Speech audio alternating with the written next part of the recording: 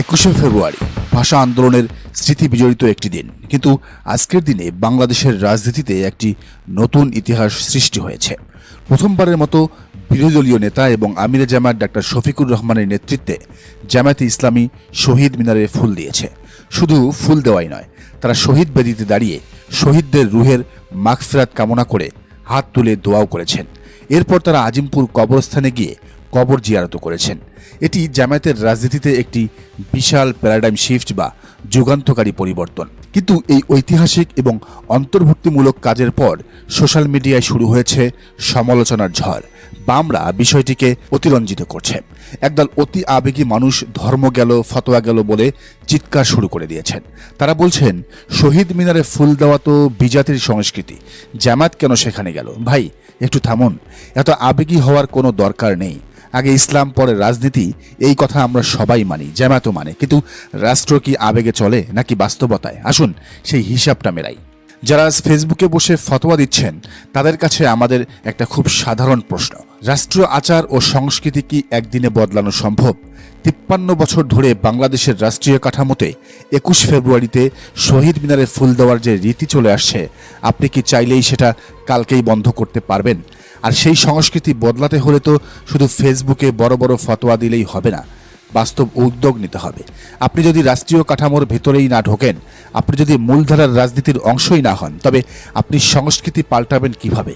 Doctor Shafiqur Rahman ফুল দিয়ে রাষ্ট্রীয় protocol মেনেছেন, আবার সেখানে দাঁড়িয়ে এই ইতিহাসে প্রথম তিনি দোয়া করে ইসলামী মূল্যবোধটাও মানুষের সামনে তুলে ধরেছেন। একেই বলে প্রজ্ঞা। এবার আসুন সবচেয়ে বড় দ্বিচারিতা বা হিপোক্রেসির জায়গায়।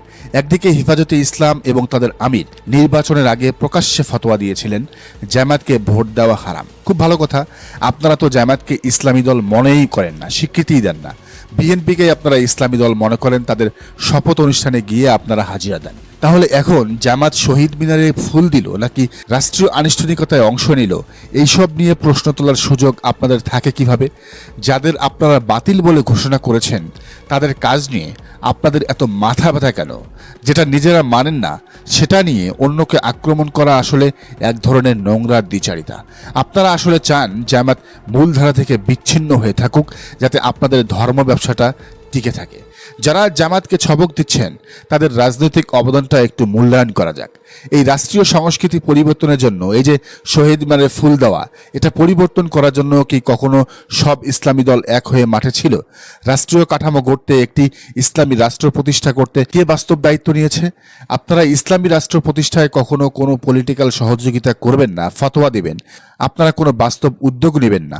আপনারা রাজনৈতিক বাস্তবতায় বা নির্বাচনে অংশও নেবেন না। কিন্তু যখনই কেউ রাষ্ট্রীয় সংস্কৃতির ভেতরে গিয়ে কাজ করতে চাইবে, মূলধারা জনগণের সাথে মিশতে চাইবে, সাথে সাথে আপনারা ফতোয়া নিয়ে হাজির হয়ে যায়। আজকে তো তারেক রহমান নিজেও বেদিতে ফুল দিয়েছেন। কই হেফাজতের আমির, তাকে নিয়ে তো কোনো ফতোয়া দিচ্ছেন না। যারা রাষ্ট্রবিজ্ঞান বোঝেন না, যারা জিও পলিটিক্স বোঝেন না, যারা ভূ রাজনীতি বোঝেন না, যারা মিডিয়া বোঝেন না, যারা সাধারণ জনগণের পালস বোঝেন না, তাদের দেওয়া ফতোয়াকে গুরুত্ব দেওয়ার কিছু নেই। রাজনীতি কোনো মসজিদের মেম্বার নয় যে আপনি শুধু ওয়াজ করে চলে আসবেন। রাজনীতি হলো একটি রণাঙ্গন, যেখানে আপনাকে আপোষ করতে হবে, কৌশল বদলাতে হবে এবং টিকে থাকতে হবে। আপনি যদি শহীদ মিনারে না যান, তবে আপনি নিজেকে এই দেশের ইতিহাস এবং সংস্কৃতি থেকে এলিয়েন বা বিচ্ছিন্ন করে ফেলবেন। আর বিচ্ছিন্ন কোনো দল কখনো রাষ্ট্র ক্ষমতায় গিয়ে ইসলামী মূল্যবোধ প্রতিষ্ঠা করতে পারে না, এটা কেউই হতে দেবে না। বরং বাংলাদেশ জামায়াত ইসলামী যা করছে, তারা নিজেদের অবস্থান থেকে বাস্তব রাজনীতি বা রিয়েল পলিটিক্স করছে। সব সিদ্ধান্ত হয়তো নিখুঁত বা 100% পারফেক্ট না হতে পারে, কিন্তু অন্তত তারা দায়িত্ব এড়িয়ে যাচ্ছে না। তারা ফুল দিচ্ছে রাষ্ট্রের প্রতি সম্মান জানিয়ে, আর দোয়া করছে নিজেদের আকীদা এবং বিশ্বাস থেকে। জামায়াত বুঝতে পেরেছে যে 40% মানুষের ভোট পেতে হলে আপনাকে সেই মানুষের আবেগের জায়গাগুলোকেও সম্মান দিতে হবে। আপনি যদি সারা জীবন হারাম, নাজায়েজ বলে কোণঠাসা হয়ে থাকেন, তবে সমাজ পরিবর্তনের স্টিয়ারিংটা চিরকাল ওই সেকুলার আর ফেসিস্টদের হাতেই থেকে যাবে। জামায়াতের এই উদ্যোগের আরেকটি বড় পলিটিক্যাল সিগনিফিকেন্স হলো, তারা সমাজের পোলারাইজেশন বা বিভক্তি ভাঙতে চাইছে।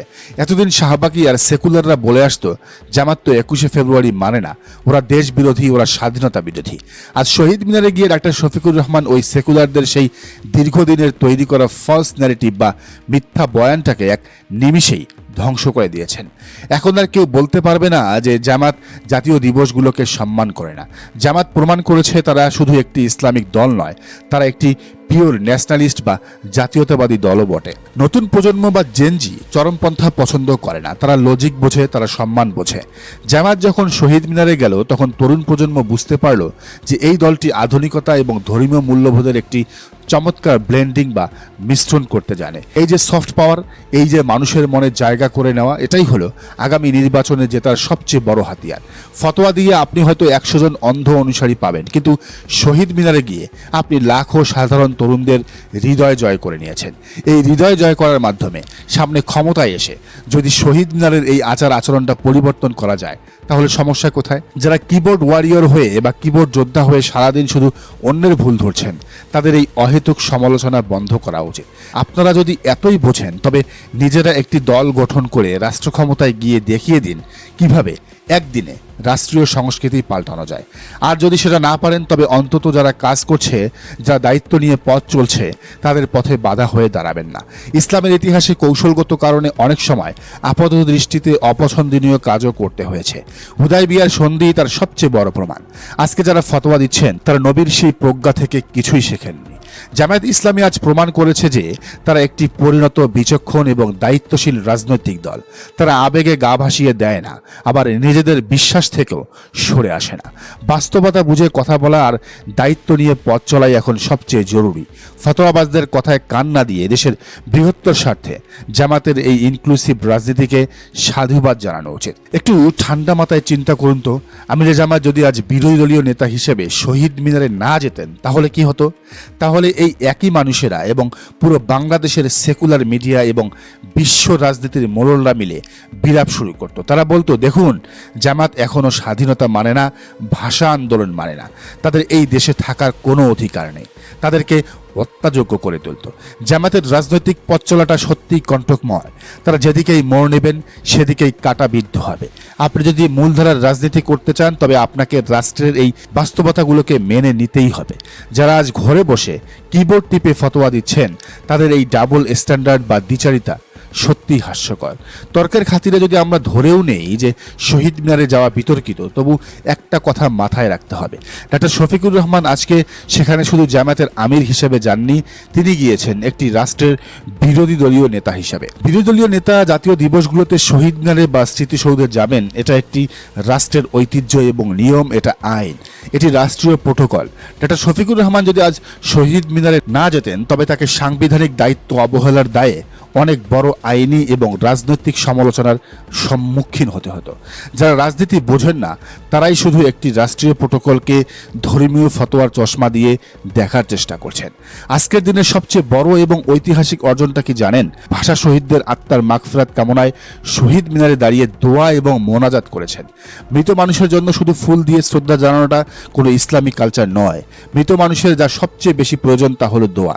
ডক্টর শফিকুর রহমান সেখানে গিয়ে শুধু রুটিন মাফিক ফুল দিয়ে চলে আসেননি, তিনি সেখানে দাঁড়িয়ে মোনাজাত করেছেন। তিনি রাষ্ট্রীয় কাঠামোর ভেতরে থেকেই ইসলামী সংস্কৃতির বীজ বপন করেছেন। একেই বলে রাজনৈতিক প্রজ্ঞা। ফুল দেওয়া এবং দোয়ার পাশাপাশি আজকে আরেকটি অসাধারণ কাজ হয়েছে। ইতিহাসে প্রথমবার ভাষা দিবসে আনুষ্ঠানিকভাবে ভাষা শহীদদের কবর জিয়ারত করা হয়েছে। আর এই অসাধারণ কাজটির সূচনা করেছেন বিরোধী দলীয় নেতা আমিরে জামাত ডাক্তার শফিকুর রহমান। যারা আজ জামায়াতের এই পদক্ষেপের সমালোচনা করছেন, তাদের প্রতি আমাদের একটি বার্তা: রাজনীতিতে যারা গোয়ার্তমি বা জেদ করেন, তারা আর যাই হোক কোনোদিন সফল হতে পারেন না।